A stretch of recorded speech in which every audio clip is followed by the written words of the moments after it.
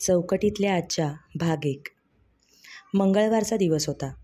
साधारण संध्याकाळी 5:30-6ची ती वेळ. हळूहळू बागेत माणसांची रेलचेल वाढू लागली. काही जण चालायला, काही पळायला, तर काही जण नातवंडांना घेऊन खेळवायला बागेत येऊ लागले. दररोज दिसणारा म्हशींचा तो समूह त्यांच्या रोजच्या वेळेला बागेबाहेरून डुलत डुलत जाताना दिसला. अगदी रोज गोठ्यातून त्या म्हशी तिथे बागेबाहेरून जात असत.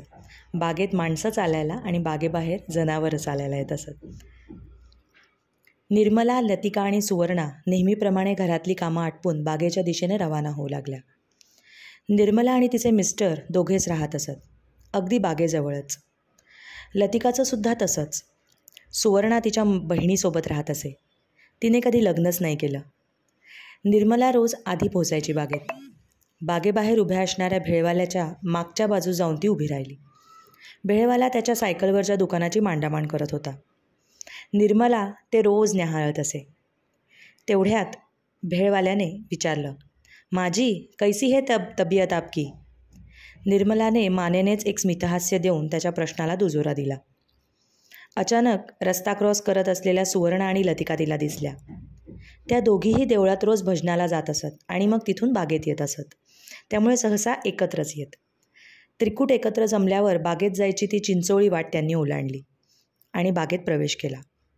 रोजचं त्यांचं बाकडं रिकामं आहे ना याची खात्री करून घेतली.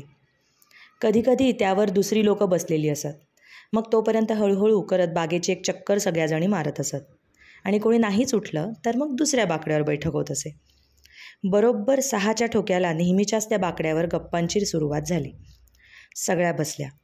जरा 1-2 मिनटं झाल्यावर लतिकाच्या लक्षात आले आणि तिने लगेचच विचारले, अगं आपल्या परांजपेबाई कुठे आहेत? काल पण आल्या नाहीत.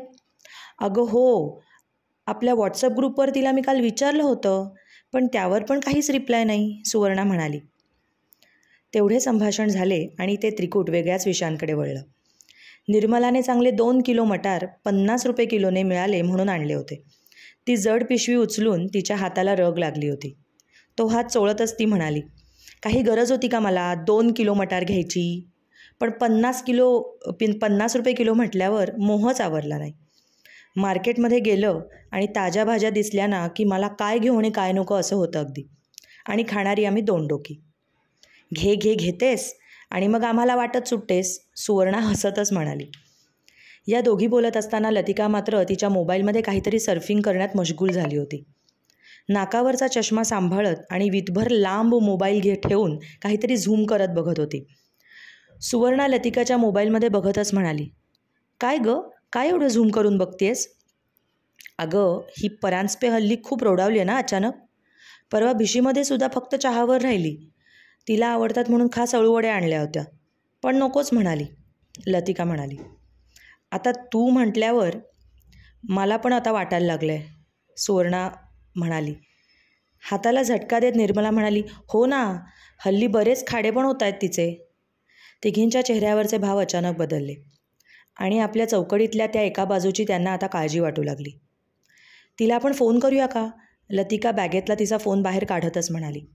अगं पण तिच्या इथे रेंजचा फार त्रास आहे, सुवर्णा म्हणाली. 1-2दा तरी करून बघू, लागला तर ठीक आहे, नाहीतर मग कळेलच कुठेत मॅडम ते. नाही लागला तर जाऊ दे, लतिका तिचा नंबर शोधत म्हणाली. पहिल्यांदा फोन लागला नाहीच, दुसऱ्यांदाही नाही, तिसऱ्यांदा मात्र लागला. 3-4 वेळा रिंग वाजल्यावर शुभदाने फोन उचलला. लतिकाने लगेच फोन स्पीकरवर टाकला. हॅलो, दबक्या आवाजातच शुभदा म्हणाली. अगं आहेस कुठे परांजपे? येते का नाही आहेस तू बागेत? तब्येत ठीक आहे ना? लतिकाने काळजीने विचारले. हो, माझी तब्येत ठीक आहे, पण असा मोठा पॉज, सांगते उद्या, असं म्हणून तिने पटकन फोन ठेवून दिला. हे ऐकल्यावर तिघींच्या डोक्यात आणि मनात प्रश्नांचं काहूर निर्माण झालं. तिघी एकमेकींकडे बघू लागल्या. कोणालाच काय बोलावे कळत नव्हतं. शुभदाच्या त्या एका वाक्याने तिघींच्या मनात भीती वाटू लागली होती.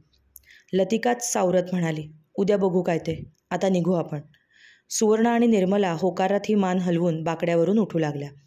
शुभदाने टाकलेल्या त्या कोड्याने तिघींच्या मनात एव्हाना घर केलं होतंच. त्या कोड्याला सोबत घेऊनच तिघींनी रस्ता धरला आणि मावळतीच्या सूर्याने त्या दिवसाला पूर्णविराम दिला. इति तन्मयी. पुढील भाग लवकरच. धन्यवाद.